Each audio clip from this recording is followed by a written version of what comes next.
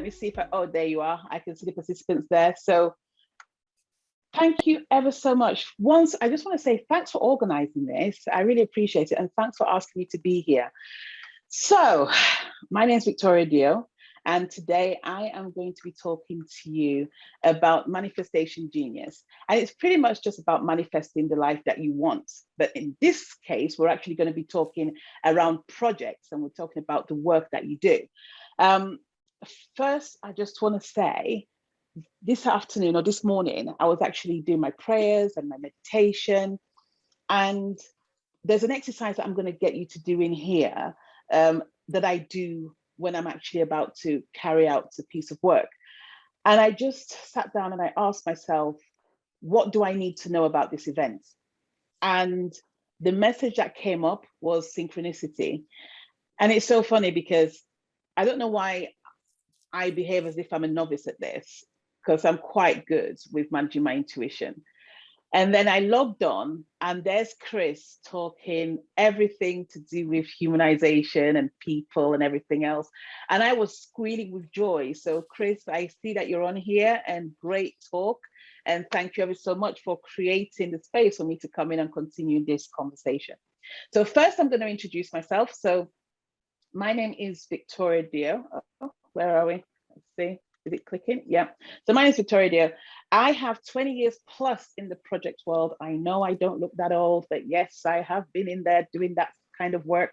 I have managed projects and programs and portfolios for very well-known projects like the Olympics and MP's expenses and Brexit. But one of my core values that I must say that I really, really lean into is freedom.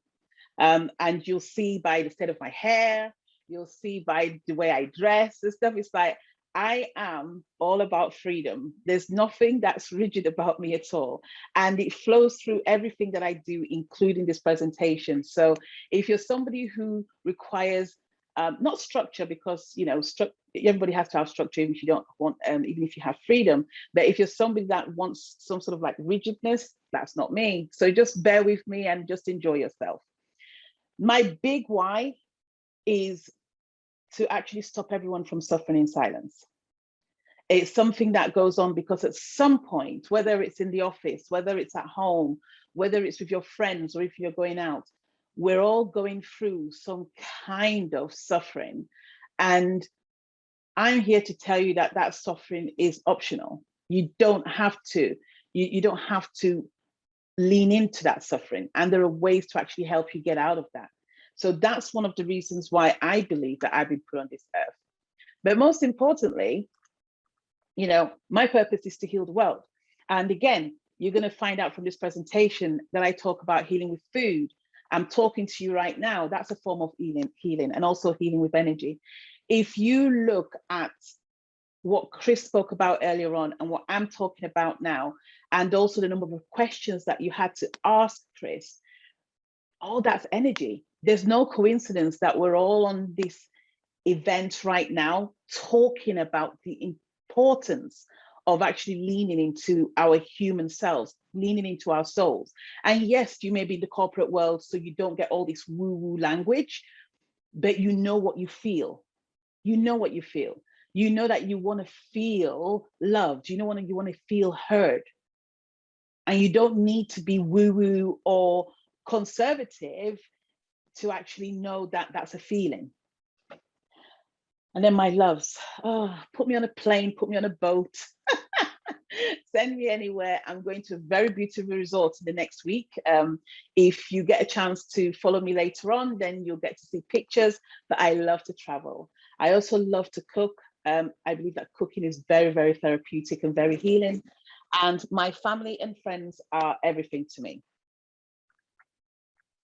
Okay, so here I'm going to talk to you about projects. So when we talk about projects, just imagine that you go into an office and your boss says to you, hey, we've got this new initiative coming up.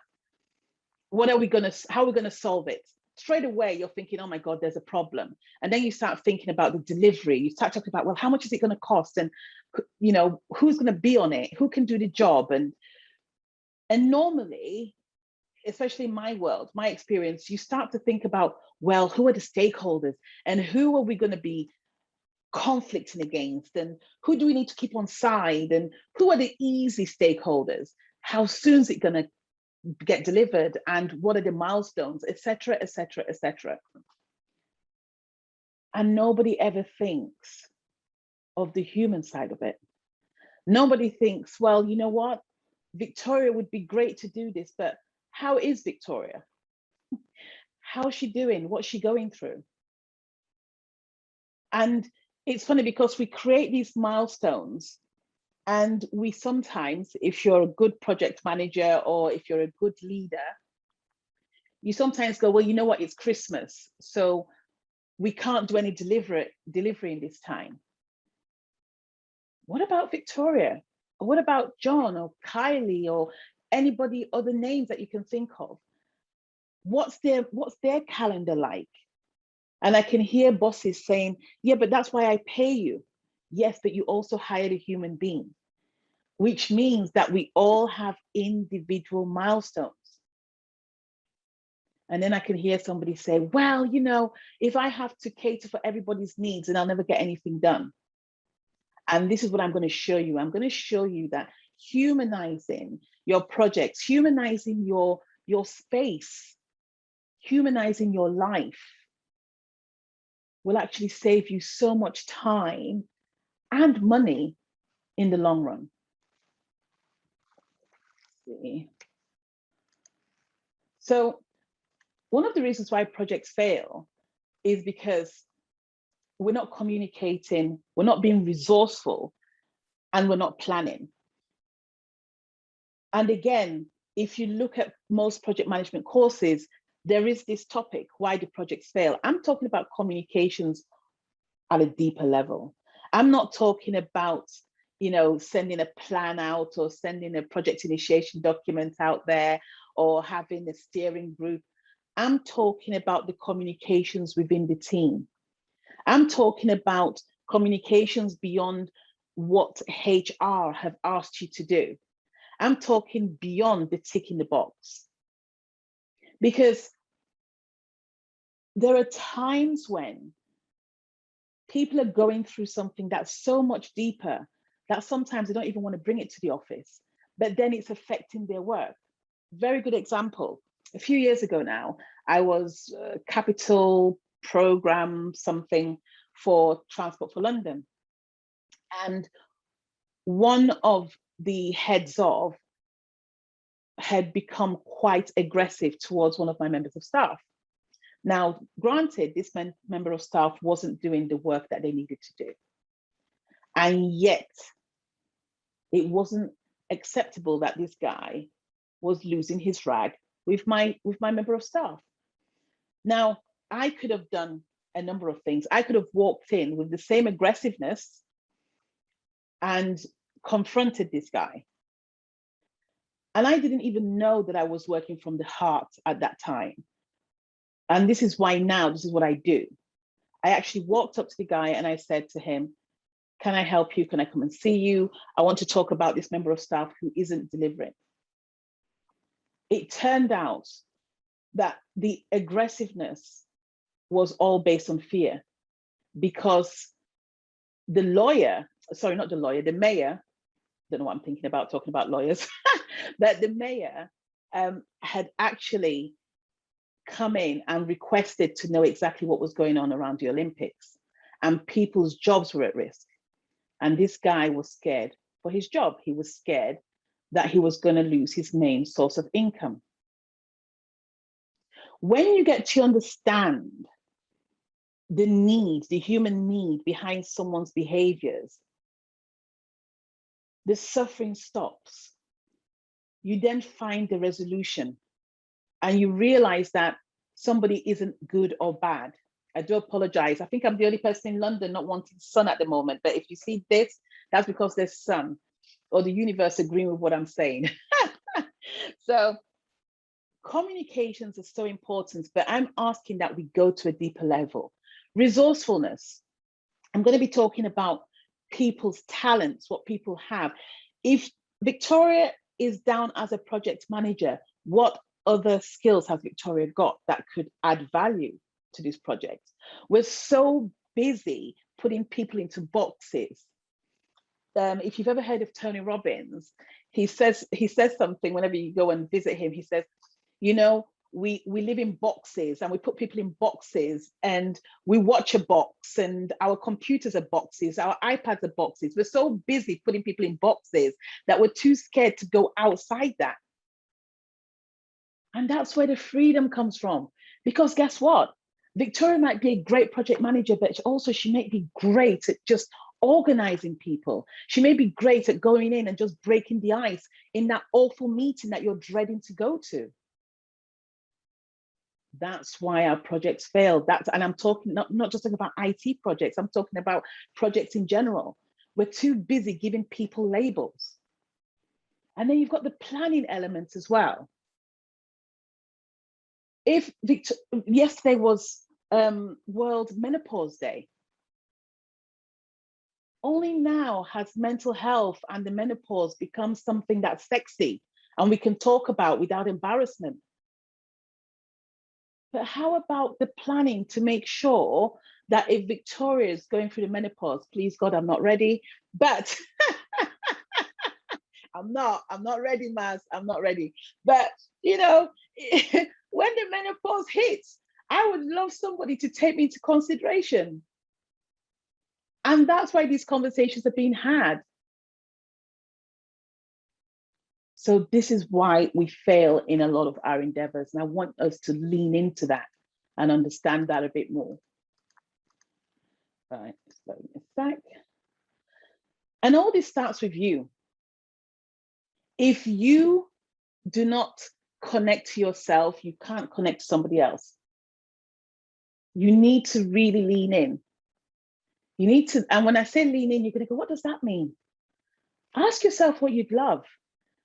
There is no better time than what we've just gone through in the pandemic to actually have that reflection and go, is this what I want to do for the rest of my life? Is there anything else that I can do? Excuse me. If you don't connect to you, you are going to struggle to connect with the people. What's the level of your emotions right now? Are you happy? Are you sad?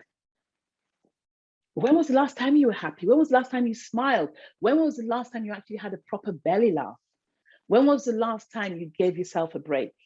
When was the last time you actually criticized yourself, called yourself stupid, called yourself not good enough, called yourself, well, you know, I can't do this, so I must be a failure? Sound familiar? And the more you are cruel to yourself, the more you give yourself that talk, the more you give the talk to other people as well, you'll find that a lot of people who criticize themselves also criticize others. They're not good enough. They're not doing their job.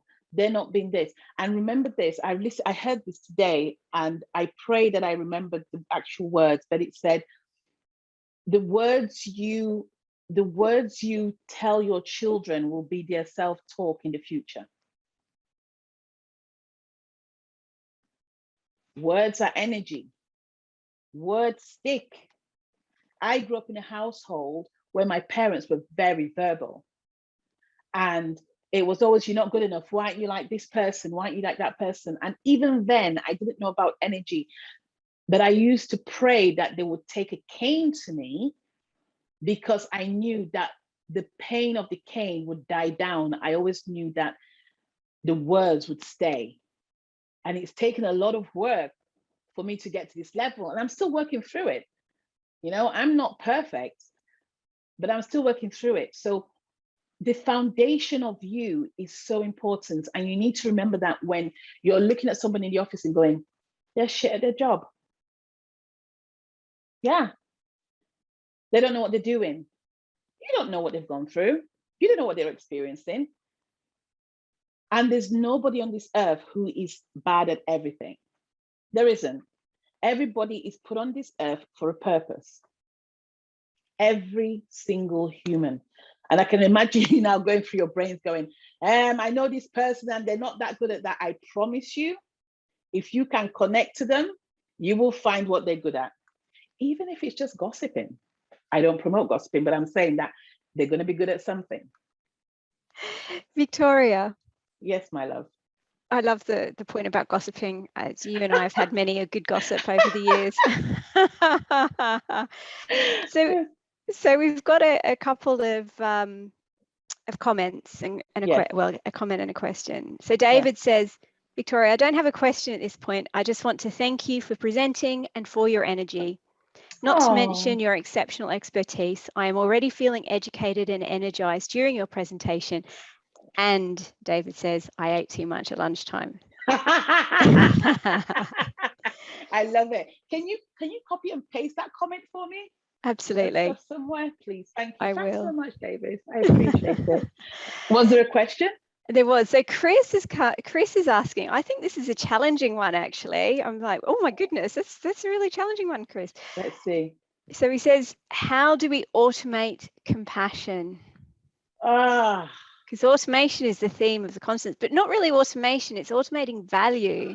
And of course, as you're showing us, there's nothing more valuable than compassion. So yeah, so is the question, how do we automate compassion? Compassion by connecting with yourself. The more you're compassionate with yourself, the more you'll become compassionate with others. Trust me, it's a skill, and it takes a while, because I'm very good at this.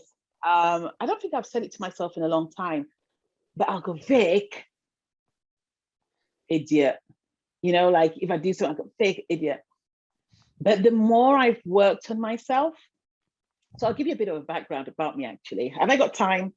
You need to holler if I'm running out of time and stuff. But I used to be very successful. So when Kylie met me, blah, blah, blah, years ago, I was very successful, top of my game in the corporate world, 6 figures, nobody could touch me.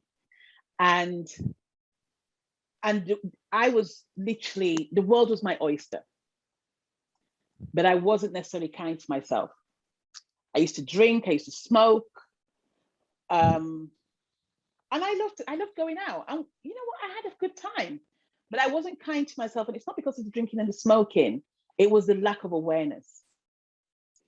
And at one point, I felt as if I was depressed and I didn't know what to do. I was scared that if I told my current clients, because I'm pretty much a contractor in most cases, if I told my current clients, I thought being a woman who always worked at a very senior level in the corporate world, I would get replaced. Being a Black woman, I thought, well, I'm screwed. I'm being a woman, I thought, fuck, you know, excuse my language. So I was like, you know what? I don't have a hope in hell. So I kept it quiet. I kept it very quiet. And I found out that I got told that I was very intuitive, and it was my intuition trying to come out, which is what you're experiencing now. And on that journey, I met people like Marilyn. I call her Maz. And I had to learn to accept my gift. I had to learn to be compassionate to me. I had to learn not to be scared, because I went from 6 figures to zero. Zero. I'm talking being in Asda thinking, do I buy shower gel or do I buy food? And I chose food, because I thought, you know what, I've got bars of soap at home, I've got water, I'll survive. My point of it is this, is that throughout that journey, to accept my gift of being able to heal people, because I didn't believe that you could heal people. Why wouldn't you just go to the doctors? What the hell? And then I get told, no, you just need to put your hands on people and they heal. And that's happened several times over and over again. Or going into people's businesses and healing their businesses. It comes from learning how to be kind to yourself. And when you're kind to yourself, by default, you become compassionate to others. And it doesn't mean that you're like a robot, so it happens all the time. So I'm not even going to say that automation even happens. It's a choice. It's a choice to say, I want the best for you. Imagine that if you're in a team or in a company and you're conflicting against people, you're never going to win. You need to be conflicting against the problem, because it's the problem that's causing the difficulty. It can't be the people. We're all souls in a body on this earth being asked to do something. And what the corporate world is very clever at doing is that it takes away the soul essence of us, and we're just bodies fighting with each other and trying to win. I hope that answers the question. Are there any more questions, Kylie? No, not at the moment. I think I spoke too much there. So I just want to give you a bit of essence around human connection. So if you look here, you've got, especially here, you know, you've got this portal, and from that portal, you've got different thoughts, feelings, emotions. You've got people, you know, having different wants and needs, people who are happy, worried, sad, people who've got different kinds of needs in their lives. You don't know if somebody's having conflict at home, and then they come into the office as well, and they're expected to work as normal. And it's like, well, you know, I don't bring my baggage to work. I get that. You shouldn't, you know, come in and project, but at least acknowledge and give people the space to say that, you know what, I'm not feeling that great. Oh, guess what? I'm having an amazing time. You just need to be mindful that everything is about human connection. The people who are going to use our projects are humans. We need to remember that. If we take all the people away, you get robots. And then you take away the essence. So we need to remember why we're doing some of this. You need to remember why we're doing some of this. You know, getting people getting married. If somebody says, oh, I'm getting married, great. But are they okay with the wedding plans? The family hassles. I just want to stress, I'm not asking us to take on board everybody's problems. I'm saying let's acknowledge that people have got so much other data going on in their lives, as well as what we're asking them to do. And we just need to be mindful of that. Mental health comes from the suppression of feelings. And did you know that the more you suppress your feelings, the more your body suffers? I have clients who come to me with back pain. I have people who come to me with leg pain, knee pain. It's all down to suppression of feelings. There's nothing physically that's happening to you right now that isn't created from an emotion. None. And the more we do this, the more we can reduce that disease. And that's where we start healing the world together, which is the name of my podcast that I run. You see, it's all tied in. It's not just the colors, guys. It's the words as well. So here I want to talk about energy. Everything is energy. I think I've drummed that in a bit more, but you know, again, I've taken this from Tony Robbins because I wanted something that one I remember, but two that I've lived through. So everybody at some point wants certainty. So you either want certainty, you want to know where you're going, what you're doing, if things are going to work out okay. The number of people I get, especially women who go, am I going to get married? When am I going to meet him? When's he coming? I'm like, Lord Jesus, you know, I'm not going to answer that question. But, you know, well, what I do say to them is I send them back to the foundation of you. I say, well, what have you done to attract that? Then you've got uncertainty. That's me. I live my life based on uncertainty. I love it. I manifest so much. I never know what's going on. So about a week ago, I got invited to a private island in the Caribbean, and I'm going. Most people would say, well, you know, I need 6 months to plan this. I don't. That's not how I live my life. I live life on uncertainty. Then you've got people who want love and connection. And the reason why I'm saying all these 6 is that, yes, we all feel one of them, but there's one that's normally your leading emotion, okay? So you've got people who want love and connection. So maybe somebody who's really clingy, who literally can't survive without their partner. That's love and connection. And it's not always a good thing if that's what you're leading with, because then it creates codependency. And then you've got significance, especially if there's somebody in your team who really craves significance. So they want to be acknowledged, they want to be praised. And I've got a bit of that. I've got a bit of that. I think maybe I've got a bit more of that than I probably want to admit. Yeah. So I actually did an introduction last year to a group of people. And and I did it because I genuinely thought that they could benefit from this introduction. And now they're going worldwide and doing amazing things. And I was sat here the other day going, my name's not being mentioned. They didn't even say thank you. And then I had to kick myself in the ass and say, Vic, what was the intention of you doing that introduction? And I was like, because I wanted them to learn this amazing piece of work. And is it being done? Yes, your work here is done. It's not about you being acknowledged for that. So significance, especially somebody in your team, is always useful to actually be aware of that and realize that giving them a pat on the back isn't a bad thing once in a while. And then you've got growth and contribution. So growth for people who love to learn, like they learn all the time. But if you love to learn, but you're not giving your family or your loved ones love and connection, you might want to sort of like look at that and rebalance it. And then you've got contribution. Contribution is about coming to a place like this and doing these talks, or going out and, you know, raising money for churches and giving stuff to Goodwill or what have you. But we need to know that there are human needs that we all need. And that's the secret of humans.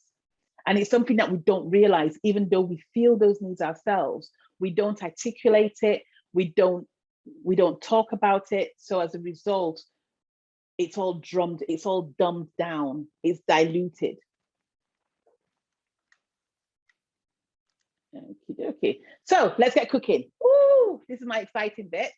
So I want you to do an exercise. So I just want you to just relax. And this is my tuning in guide. And I want you to learn how to not sabotage your relationships.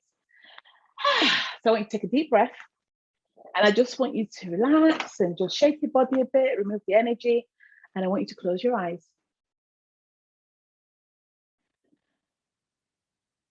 And I want you to think of somebody who you are in conflict with, or you were once in conflict with. And I want you to just imagine them stood right in front of you.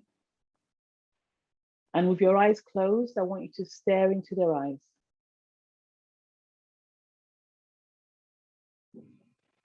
And then I want you to just ask, what do I need to know about this person?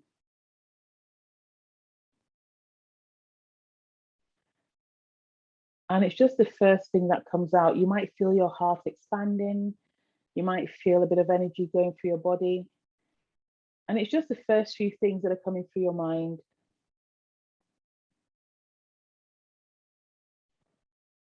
And then I want you to just turn to them and I want you to say, Atma Namaste. And that means the soul in me sees the soul in you. I forgive you. And let them turn away and wish them well and watch them disappear. And gradually open your eyes. Take a drink of water.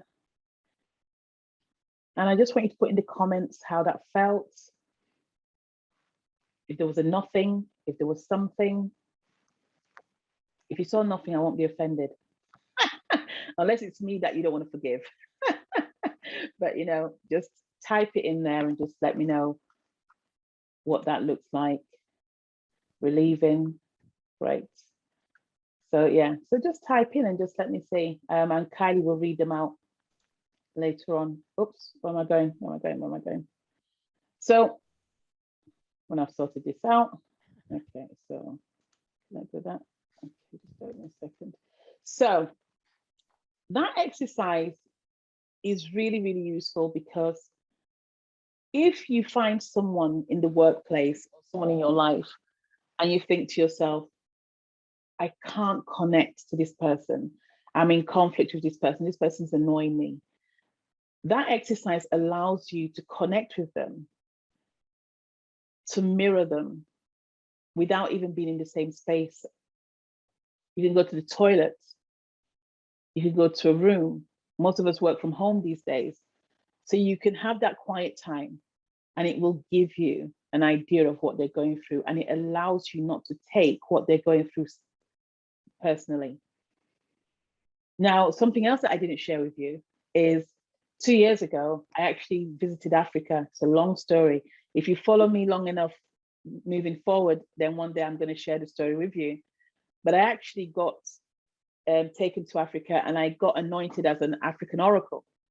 And it's pretty much an acknowledgement of the ancestors to say, you have the healing powers, here's the wisdom, go out and heal the world. And what we've just done just now is your oracle wisdom, because you have ancestors.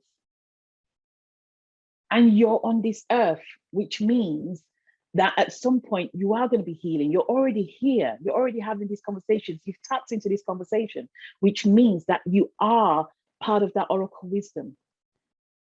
And moving forward, try not to fit into that box. Different is the new cool.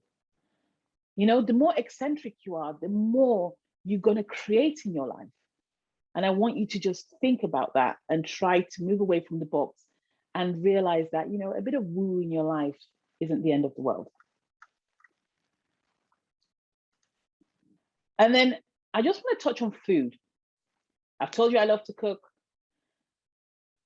And this is still to do with the projects, by the way. So I can see you going, what's it got to do with projects? So you remember the days when you used to go to a meeting and you'll be like, yeah, just order some food, order some sandwiches, we've got food. And everybody gets excited because there's going to be food. And you get there and this is what you're faced with. You're faced with loads of bread, some stuff in it, and then a plate of fruit. And we used to get excited by it. That's so sad now. Because the truth of the matter is, do you know what you're eating? Do you know what's in it? Do you know who made it? It's just typical meeting food. And this is something I want to say. When you are running projects, you need to make sure that the humanization goes beyond just caring for people verbally or physically. You need to know what's going inside them. Because guess what? You don't know who cooked this. So if energy is everything, which is what I believe in, if I don't enjoy my job as a, I don't know, caterer, and I'm making these sandwiches, my energy is going into those sandwiches. That's why people pray on their food. They bless the food because it cleanses all the negative energy. So if you're in a meeting where people are already anxious about the meeting in the first place, and then you get given this food, you don't know who's prepared it. The people are probably, you know, they don't enjoy being in the job. They're probably not getting paid as much as they'd like to. The complaining, the whinging, the arguments in the kitchen, you sit there in that meeting and you take that food in. And guess what? You get people in the meetings becoming moody, lethargic, getting brain fog. There's conflict. And you're thinking, what the hell happened? We're fine an hour ago. We had a really good conversation yesterday, and today something just went wrong. Energetically, things are not in your favor. So this is all part of stuff like humanizing your world. And I say BYOF. So I know in the IT world there's BYOD, which is bring your own device. I'm saying bring your own food. Bring your own food. And the company, if you look at how much they charge for the sandwiches, I'm sure they could give some sort of, what's the word? Some sort of financial help, even if it's a couple of quid for people to go and make their own food, where they know they enjoy making their own food, or pay someone who loves to cook to bring food in. Yeah, I'll cook for you. That's what I do. I used to own a company called Vic's Kitchen. And this is the sort of food that I'm talking about, okay? And I'm going to explain to you why. So you're looking at it going, oh yeah. So that's normally my breakfast. I didn't have that today. I had porridge with some of Kylie's beautiful honey this morning. But that's what I normally have. Yeah, but this is what I normally have. I normally have that for breakfast. But a lot of this food, if you look at them, they're foods from the ground, okay? You've got the butternut squash, you've got the carrots, you've got tomatoes. I think that's butternut squash as well. You've got the lettuce, the food from the ground. Food from the ground is very grounding, which means when you're in meetings and you eat this food, you can think clearly. It gets rid of a lot of antioxidants and stuff, and it allows you to have more energy. It keeps you awake, you're more attentive. This is the food that you need to encourage your teams to eat when they're in meetings with you. Try it and let me know. But most of this kind of food, you won't get it unless you make it yourself, or unless you find someone who can prepare this kind of food and bring it to your establishment wherever you are. So Victoria. Yes, my love.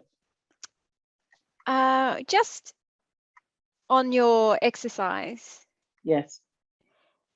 We had Marilyn saying she felt a sense of relief and letting go. Mm. And Chris says he felt good and made an observation that letting go is something that we all struggle with.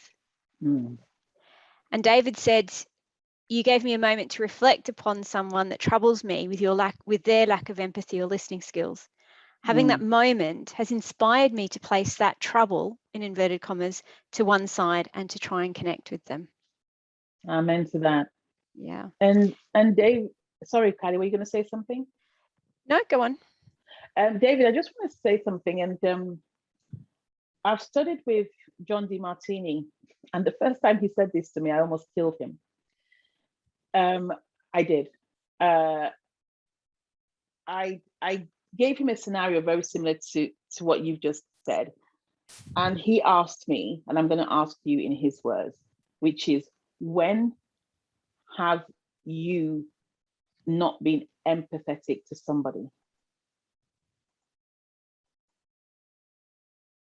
And then I want you to feel the tension in your body as I'm asking you that, whether it's anger, whether you're getting pissed off with me, and that's okay because it's emotions, right?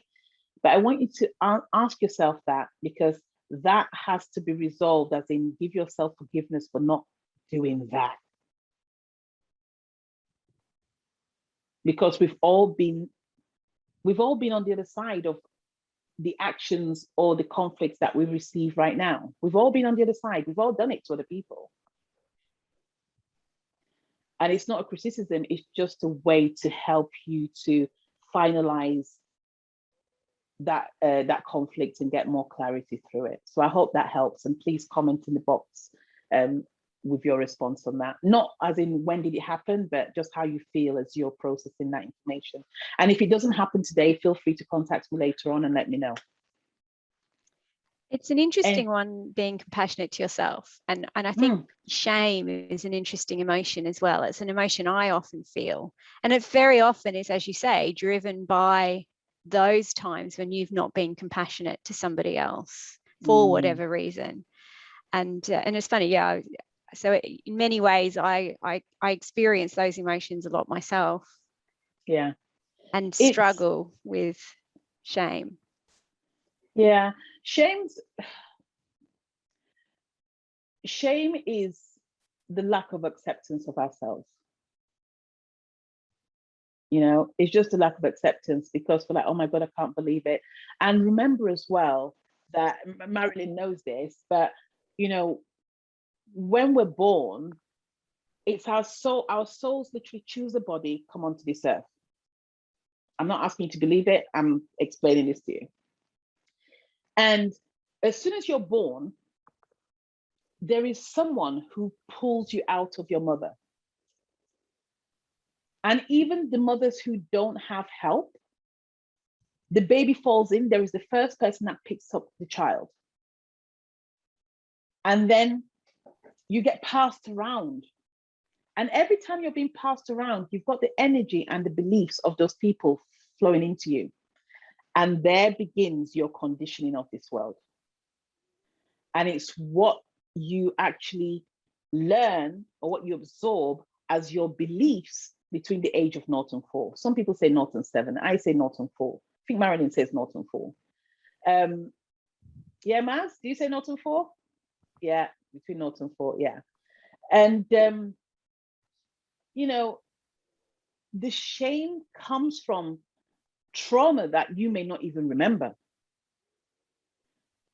And this is why the humanization of our environment is very important. Because if you think about it, it's like, I come from a generation of women. My grandmother, God bless her soul, I remember asking her, so she's from Cameroon in West Africa. I remember asking her, where's your wedding ring? And she went, what do you mean? My husband came and said, I want to marry you. And I went, okay, and followed him to his house. Oh, there was no wedding? No. What wedding? I was his wife. He put me in his house. And whilst he had a successful shop, she stayed at home. My grandmother couldn't write. So can you imagine the shame and the suffering that came from a woman who, she was amazing, she was intelligent, and she was inspiring, but she also got taught not to voice her concerns.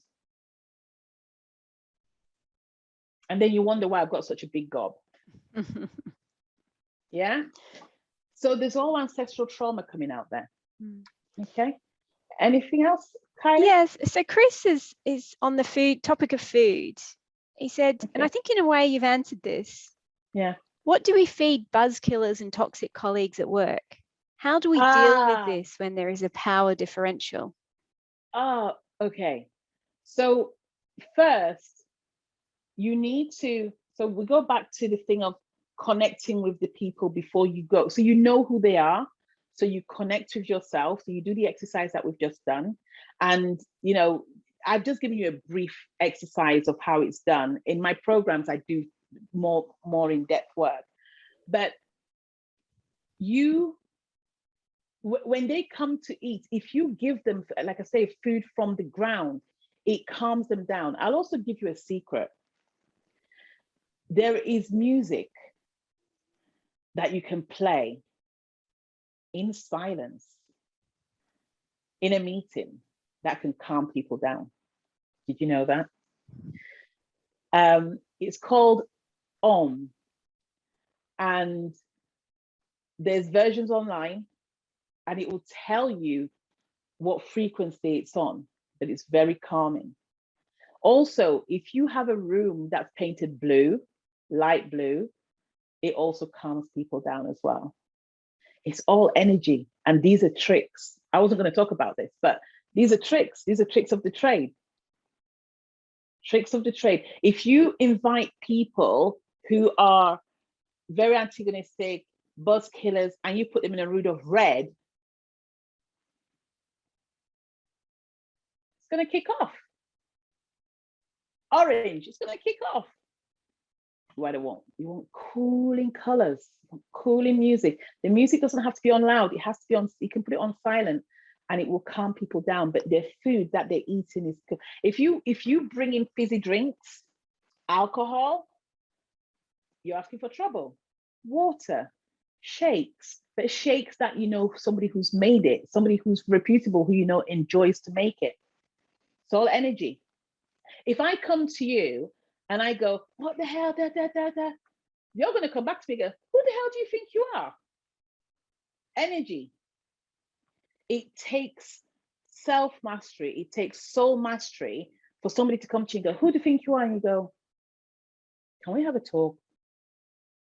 And I promise you, I learned this years ago. It's interesting how you learn things when you don't even know they're a thing. I did an assertiveness course, believe it or not. And this, I got taught in this assertiveness course on how to dilute the mirror from someone else. Because if I say, hi, can we sit down and have a talk? After a while, you can't keep on shouting. It's all energy. Colors are energy. What we're drinking is energy. What we're eating is energy. Our homes are energy. Any other questions, Kylie? So Chris has another one. He says, in our talks, we've both made points about conditioning and belief. How do these cause conflict in a group environment? Well, everybody's beliefs are different. And even if, so you've got like really key beliefs, you know? So for example, one of mine, God, I'm being very vulnerable here, guys. So, but one of mine is about not being good enough. And it's not just about me not being good enough, it's about what I do not being good enough. So there's a likelihood that at the end of this presentation, I might go, oh, damn it, I didn't do that. And I didn't do this and stuff. I could have done it that way. There's always a way that I could have maybe done my hair, even though it's looking quite good today. But, you know, I could have been like, oh, you know, I didn't do my hair right. Or, you know, I could have taken that route. Somebody else is good enough could be the fact that they don't feel beautiful. They don't feel as if they warrant a relationship, and it could lead to self-harming. So everybody's beliefs are very different. The secret is to always tune in to the people that you're with. We're so busy doing. I'm sure you've heard about human beings, human doings. We're so busy being human doings that we're not connecting to people around us. All everybody wants in this world is to be loved and to be acknowledged and to be seen. It doesn't matter what belief you have. That's what people want. And if all of us with our beliefs, because the fact of the matter is we all have beliefs. We all do. But how do we respect those beliefs and acknowledge that it's just a belief? One of my teachers said, and I remember Marilyn knows him, Ryan, I remember the first time he said, well, thoughts and feelings aren't real. And the whole room went, you what? You know, how dare you say my feelings aren't real? You know, he said this and he said that. It's just feelings. Because you are not your body. You're not your mind. This body is simply a vehicle so that your soul can fulfill your purpose. That's why when you die, your soul comes out of your body gets decomposed of, and that soul will find another body at some point. And that's why when you look at someone, you go, oh my God, I feel as if I've met you before. There's just something about you. Oh, I've been here before. Oh God, I just had a bit of a deja vu. There's no coincidences in life. So the thoughts, the feelings, the beliefs, they're not real, but it doesn't mean that we ignore them. And if we experience enough self-mastery, then we can teach ourselves that, okay, thank you.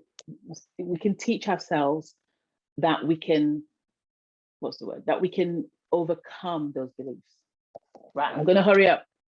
So, sleep. Sleep is so important. Don't do what I did last night. Stay up till midnight, finishing my calendar for next year to roll out for the 1st of November, and then go to bed late. So sleep, get sleep. Because when you sleep, your soul rests, and your soul actually goes and does some of the work that you haven't had a chance to do, and your body can then thrive the next day. So alchemizing your relationships, I've already talked about that. Forgiveness is so important. Transmuting the feelings that don't work for you, transmuting that anger, that conflict into, wow, I can actually see what that person is going through. And like David said, I'm going to put that to the side. I'm not going to let it be part of my life anymore. And remember that somebody else's reality could be challenges or joys.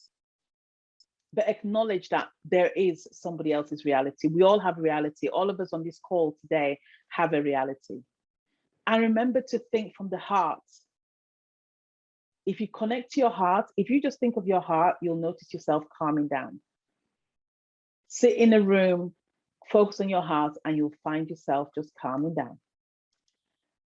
And lastly, you have different talents. You have your genius. Your genius talent is what you were born with. That's why you get to see kids who are 3 years old playing the piano. They've never studied the piano before. You've got people like me who can heal people who've never done any healing studies and what have you, you know, or people who can remember. That's your genius. And then you get given, whether you believe in God, the universe, whatever you believe in, you get given your primary skill, which is what you do as your job. if you're lucky, and you're very good at it. But then you also have your secondary talent, which is the other talent that you may not get paid for, or if you're lucky enough, you found a way to get paid for it. But realize that we have different levels of talents here. So if somebody comes to you with this, remember that they've also got that and that. And it's our responsibility to lean into that a bit further. And the mental health, the physiological elements and psychological elements of your mental health is real. If you see somebody limping, they're limping because something's not right. If you see somebody losing themselves and getting angry, it's because something's not right. And it's all tied into their mental health. And if we do all of this, we start to make savings in our organization, in our lives. We start to innovate more. And if you're lucky, you might just get an invention out of it, because people will be connecting more to their geniuses and inventing stuff that you never ever dreamed of. Any questions?